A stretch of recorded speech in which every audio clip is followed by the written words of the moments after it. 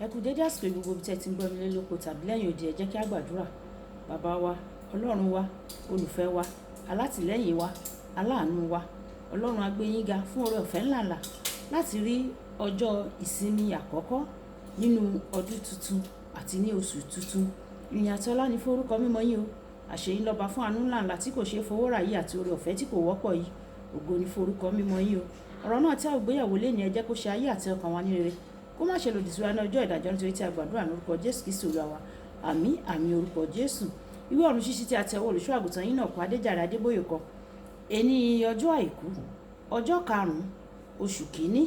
Àkòrí tí a ò gbéyàwó sọ wípé ẹni tí Ọlọ́run pè, ẹni tí Ọlọ́run pè. Àwọn àkọ́sórí wa nínú ìwé Róòmù orí ìkejìlá ẹsẹ̀ ìkọkànlá. Ìwé Róòmù orí ìkejìlá ẹsẹ̀ ìkọkànlá.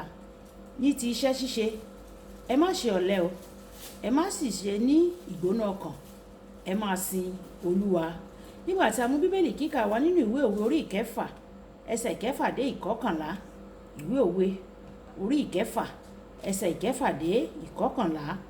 Tọ́ ẹrun lọ, ìwọ ọ̀lẹ, kíyèsí iṣẹ́ rẹ̀, kí ìwọ kí o sì gbọ́n. Tí kò ní onídàájọ́, kò ní onídàájọ́, kò ní alábòjútó tàbí alákòóso tí ń pèsè oúnjẹ rẹ̀ ní ìgbà ẹ̀rùn, tí ó sì ń kó oúnjẹ rẹ̀ jọ ní ìgbà ìkórè. Ọ̀lẹ, ìwọ ò ti sùn pẹ́tò. Nígbà wo ni ìwọ ò dìde kúrò nínú ojú oorun rẹ? Oorun díẹ̀ sí, òǹgbẹ díẹ̀ sí, ìkáwọ́pọ̀ láti sùn díẹ̀. Bẹ́ẹ̀ ni òṣì rẹ yóò dé bá ọ bí ẹni tí ń rin ìrìn àjò, àti àìní rẹ bí ọkùnrin tí ó ru ìhámọ́ra ogun. Wàyí, ẹ tẹ́tí bẹ̀lẹ̀ jẹ́ láti gbọ́ ohun tí olùṣọ́ àgùntàn yín náà kọ Adéjàre Adébóyè ní fún wa ní èní ọjọ́ àìkú. Àwọn ènìyàn kan wà tí ó máa ń sọ pé Ọlọ́run pè wọ́n, ṣùgbọ́n nígbà tí o bá wò ó dáadáa, ìwọ yóò rí pé wọ́n kàn lọ sínú iṣẹ́ ìránṣẹ́ nítorí wọ́n kùnà nínú ohun gbogbo yòókù tí wọ́n ń ṣe. Lónìí, mo máa jíròrò nípa àwọn nǹkan tí Ọlọ́run máa ń wò nínú àwọn ènìyàn kí ó tó pè wọ́n sínú iṣẹ́ ìránṣẹ́. Ẹnikẹ́ni tí yóò bá gba ìpè Ọlọ́run kò lè jẹ́ ọ̀lẹ o. Ọlọ́run kì í pe àwọn ọ̀lẹ ènìyàn. Tí ènìyàn bá jẹ́ ọ̀lẹ, ẹni náà kò lè wúlò fún ara rẹ̀. Nígbà tí o bá wo gbogbo ẹni tí Ọlọ́run pè nínú Bíbélì, ìwọ yóò rí pé wọ́n jẹ́ ẹni tí ó ní iṣẹ́. Jésù pe Pétérù lẹ́yìn tí ó ti pẹja ní gbogbo òru. Àwọn ọ̀lẹ kì í ṣiṣẹ́ ní gbogbo òru o. Nígbà tí Èlíjà gba iṣẹ́ Ọlọ́run nípasẹ̀ Èlíjà, ó ń tulẹ̀ nínú oko pẹ̀lú àjàgà màlúù 12 níwájú rẹ̀. Ìwé àwọn ọba kìíní orí ìkọkàndínlógún ẹsẹ̀ ìkọkàndínlógún.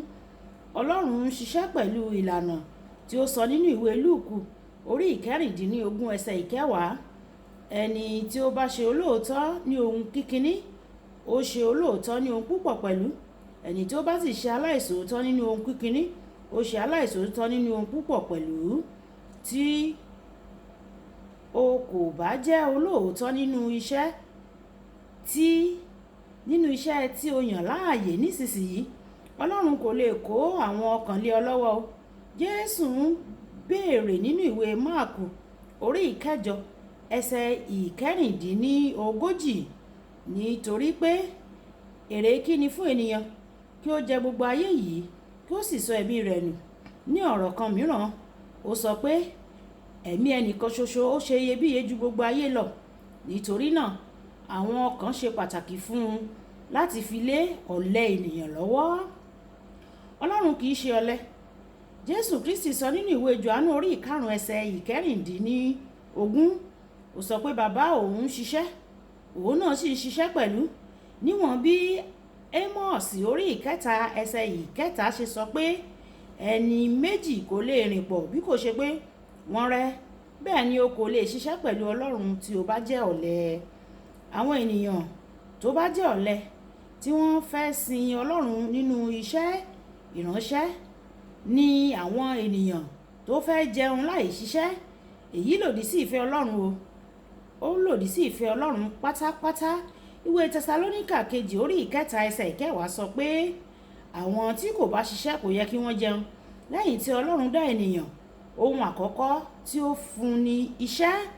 Olúwa Ọlọ́run sì mú ọkùnrin náà, ó sì fi sínú ọgbà Édẹ́nì láti máa ró àti láti máa sọ. Ìwé Genesis orí ìkejì ẹsẹ̀ ìkarùndógún. Ìwé mímọ́ òkè yìí fi hàn bí iṣẹ́ ṣe pàtàkì sí Ọlọ́run. Olùfẹ́, ní ìgbà mìíràn tí o bá rí àwọn ọ̀lẹ ènìyàn tí wọ́n sọ pé Ọlọ́run ti pe àwọn sínú iṣẹ́ ìránṣẹ́, jìnnà sí irú àwọn bẹ́ẹ̀, nítorí Ọlọ́run kì í pe àwọn ọ̀lẹ ènìyàn sí inú iṣẹ́ ìránṣẹ́ o. Kókó ọ̀rọ̀: Ọlọ́run kì í pe àwọn ọ̀lẹ ènìyàn sí iṣẹ́ ìránṣẹ́. Ẹ̀já sọ pé bàbá mi, Olúwa fún mi ní oore ọ̀fẹ́ láti jẹ́ akíkanjú nínú iṣẹ́ rẹ̀. Fún mi ní oore ọ̀fẹ́ láti jẹ́ akíkanjú nínú iṣẹ́ ara àti nínú iṣẹ́ mi pàápàá, àti láti jèrè ọkàn fún ọ kí n má ṣe ṣọ̀lẹ rárá o. Olúwa yóò sì ṣe bẹ́ẹ̀ fún wa ní orúkọ Jésù. Olúwabùkọ́lá Ayako ní orúkọ mi. Ẹ máa bá mi like, kẹ́ máa share, kẹ́ máa comment nípa ẹ̀ kí àwọn ènìyàn kí wọ́n lè jẹ àǹfààní ọ̀run ṣíṣí Yorùbá. A kú iṣẹ́ ìsìn ní.